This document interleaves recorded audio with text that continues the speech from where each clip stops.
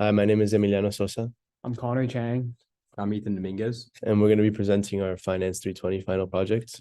So we chose three stocks: Tesla, Apple, and Netflix, and we're going to be comparing it to the S&P over the 10-year period.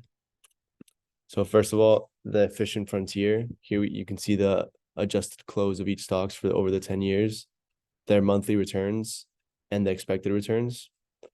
And we got that the expected returns for Tesla over these 10 years was around 5%. Apple was around 2.4%, and Netflix was around 2.86%. With a standard deviation of 0.19 and a variance of 0.03 with a Sharpe ratio of 0.883 for Tesla. Apple had a standard deviation of 0.08, a variance of 0.065, and a Sharpe ratio of 0.84. And Netflix had a standard deviation of 0.13, a variance of 0.015, and a Sharpe ratio of 0.66. So first off, we were going to talk about that our equally weighted portfolio had an expected return of 3.45% with a standard deviation of 0.1102 and a Sharpe ratio of 1.015. And this is different to the minimum variance portfolio, which is interesting because it actually gave 0% into Tesla because it was very volatile during this period. So it was 80.44% Apple and 19.56% Netflix. And then the optimal risky portfolio, which is the one that maximized the Sharpe ratio, was 23.17% Tesla, 54.06 Apple, and 22.77% Netflix. And the expected returns were highest in the equally weighted portfolio of 3.44, and the optimal risky was 3.13. And here is our efficient frontier in blue, and you can see the capital allocation line in orange. And the capital allocation line really stands out when the standard portfolio deviation goes higher than 11.70%. As you can see here, once it goes higher than 11.70%, the portfolio expected return for the capital allocation line is much higher than in the efficient frontier. And here we have the weights of the capital allocation line and their returns and the standard deviation. And we use the risk-free rate of 0.4583%.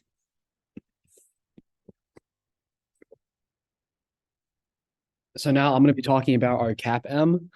We used data from the past year to find our betas and alpha.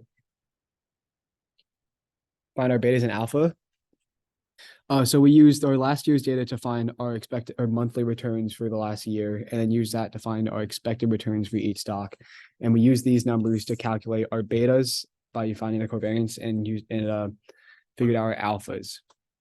The data that we used showed that the market was actually underperforming, and as it had a negative expected return here, and all of our stocks had negative alphas except Netflix, which is because of the dip from the few months within last year.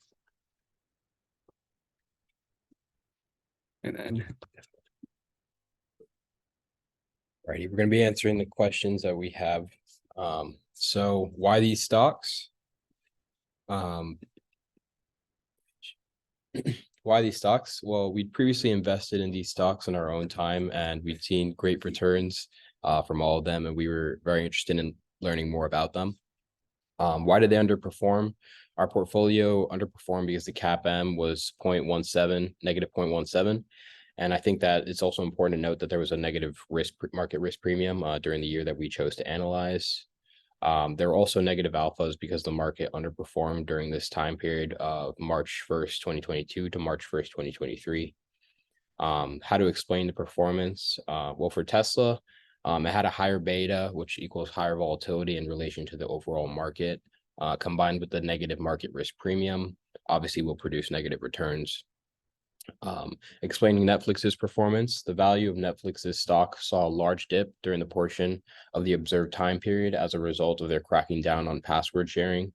The company had lost about $18 billion in value, causing the stock to take a massive hit. And throughout the year, Netflix ended up regaining its value, causing it to have a positive alpha. For Apple, the tech heavyweight took a hit in early November 22 after announcing that its Zhengzhou facility in China would operate quote unquote significantly reduced capacity. As well as for Tesla, we saw a loss in value as a result of diminishing demand for cars, supply chain issues, and potential legal issues. Additionally, Tesla's beta was 1.08, which is a measure of the stock's volatility in relation to the market.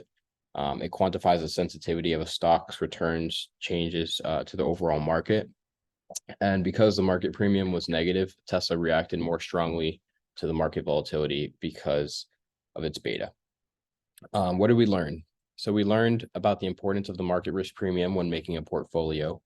And during the time period we chose to analyze, the market risk premium was negative, making it unattractive for investors to maximize their risk. This is an interesting insight because we can now get a better understanding on how the market will perform based off of the risk premium. We appreciate you guys taking the time to listen to our presentation, and that'll be all.